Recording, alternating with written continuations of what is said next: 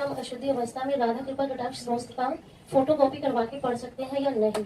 वैसे याद हो गया हो तो आप चिंतन ऐसे कर सकते हैं, वगैरह ग्रंथ लेकर पढ़ना निषेध है। तो 3 दिन पवित्र दशा में भगवत चिंतन कर सकती है, जो पाठ याद है उसको सुमिरन कर सकती है। माला लेना, ठाकुर सेवा करना, रसोई बनाना, ग्रंथ पढ़ना, ये गृहस्थ धर्म में जो माता बहनें 3 दिन पवित्र रहती हैं नहीं करना चाहिए। ऐसी शास्त्र मर्यादा है। फिर जैसा ठाकुर जी प्रेरित करें, शास्त्र मर्यादा है, ऐसा नहीं करना चाहिए। महाराज जी, जब हम अशुद्ध हैं और भगवान इतने शुद्ध हैं, उनको कोई चीज अशुद्ध नहीं कर सकती, तो फिर हमारी आप अपने आपे को भूल जाओगे कैसे? खास, हाँ बस यही तो बात, इसीलिए तो कह रहे हैं नियम से चलोगी तो भूल जाओगी। नियम से चलोगी, बनाई हुई मर्यादा से चलोगी तो शरीर भान भूल जाओगी। और नियम अगर विपरीत दशा में चला गया तो शरीर भाव पुष्ट होता चला जाएगा। ये खास बात है। आप एक पत्नी व्रत ले, आप उस धर्म से चले तो आपको वैराग्य हो जाएगा, आपकी वासना नष्ट हो जाएगी। दवा अगर नियम से खाओगे ना, रोग नष्ट हो जाएगा। और आप व्यभिचार करें, चाहे जितना करते चले जाए, आपकी वासना बढ़ती चली जाएगी, आपकी गंदगी बढ़ती चली जाएगी। ये नियम है वही चेष्टा। लेकिन एक पत्नी व्रत ले, धर्म पूर्वक चले तो आपको वैराग्य हो जाएगा। कितने ऐसे गृहस्थ हैं जो वैरागी हैं, पति पत्नी दोनों घर में रहते हुए भी ब्रह्मचर्य हैं। और कितने ऐसे कि देखो, बोले कितने साल, बोले 90 साल के, तो बोले क्या पूरा जीवन हो गया, खा बटोरते हैं काम, वहीं के वहीं खड़े। सब सुलझने की बात है।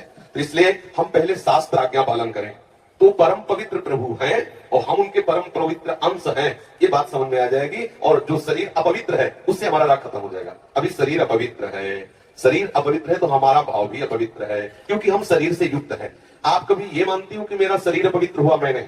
उस समय यही रहता है कि मैं अपवित्र हूं, रहता है ना। मैं जैसे हम शौचालय से निकले तो हम ये नहीं मानेंगे कि मैं आत्मस्वरूप हूं, मेरा शरीर अपवित्र है लेकिन मैं पवित्र हूं।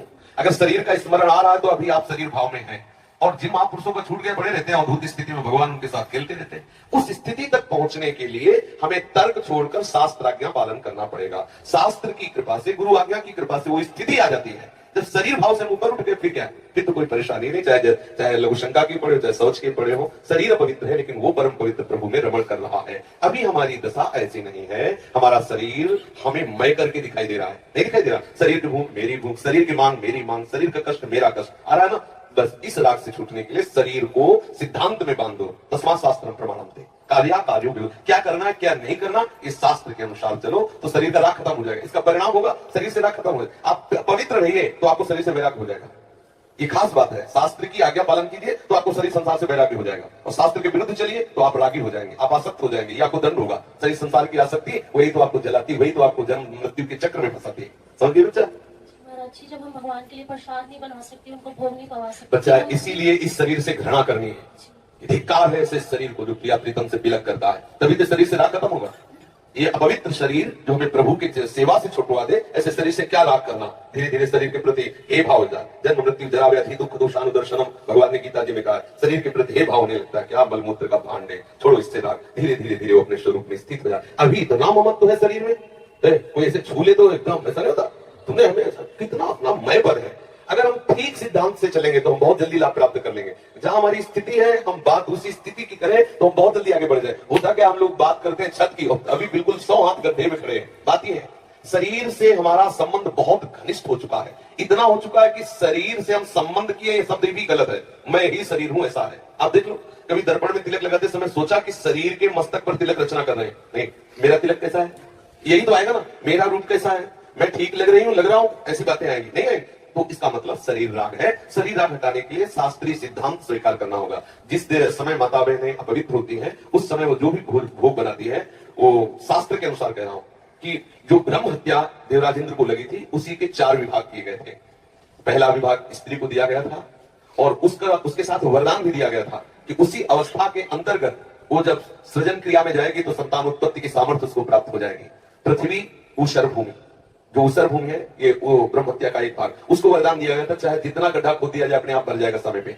वृक्ष की गोंद जो निकलती है वो ब्रह्म हत्या, और उसको वरदान दिया काटने पर भी पुनः आप हरे भरे हो जाओगे, मतलब समय आने पर आप वृक्ष उद्धारण करो। और जल में फेन बुदबुदा काई, ये ब्रह्म हत्या के 4 भाग हैं। और जल को आशीर्वाद दिया गया कि कभी भी कहीं भी पवित्रता होगी तो आप उसमें सम्मिलित होगे। जल छिड़को, आचमन करो, जल के द्वारा पवित्रता। ऐसा 4 वरदान भी उनको अलग अलग दिए गए और उनके लिए विधान भी किया गया है। देवराज इंद्र को जब ब्रह्म हत्या लगी थी तो शास्त्र में मर्यादा चली आ रही है। अगर इसका हम पालन करेंगे तो शरीर से वैराग्य हो जाए। जैसे अब जो बच्चे वैराग्य ले लिए हैं, भले वो स्त्री शरीर में है और उनके लिए नियम खत्म हो गया कि 3 दिन अपवित्र रहेंगे तो छुएंगे नहीं, क्योंकि वो खत्म, संसार के भोग राग, संसार का क्रम खत्म, अब वो वैरागी, अब वो आठों पैर प्रभु की सेवा में लगे हैं। पर अपने गृहस्थ धर्म से है, शरीर सुख की कामना से है, शरीर का हम प्रयोग कर रहे हैं अपने इंद्रिय सुख के लिए, तो आप पवित्रता धारण करो, जिससे तुम्हारा ये राग नष्ट हो जाएगा। समझ रहे ना?